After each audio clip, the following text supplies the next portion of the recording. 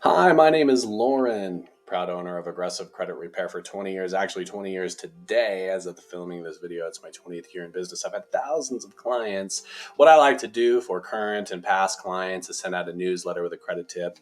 This month's tip, as we just wrap up the holiday season, I want to talk about credit card balances and its effect on your scores.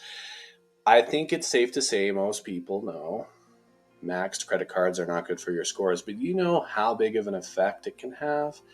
I have a client recently that asked me to do a score simulation. He says, Lauren, I've got perfect history. You and I both know I should have higher scores. Why are my scores so low? So I like to run a score simulator. We don't have to guess. If you have access to a score simulator like I do, we can find out for sure definitively how many points maxed out credit cards are costing. Okay, and right here you can see my client starts at a 574. The score simulator that I use samples the TransUnion report, and he's at 574, and it shows how many points he would get it if he paid off all his cards.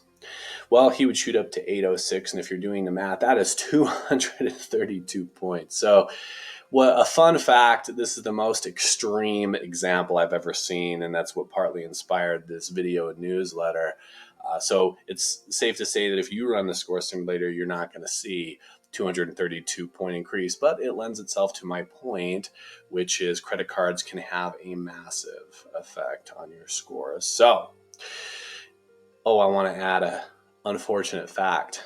Did you know what the average interest rate is on a credit card? The average rate is over 20%. And with recent interest rates being higher than they've been in decades, rest assured, yours are pretty high. So not only do high credit cards have this devastating effect on your scores, or they can have a devastating effect, you're probably paying tooth and nail in interest every month. I recently had another client who asked me to find out how much they were paying in interest. And I think the numbers roughly were that client was had about 20,000 in debt with an average interest rate of 27.99%. And each month that customer was paying $454 just in interest.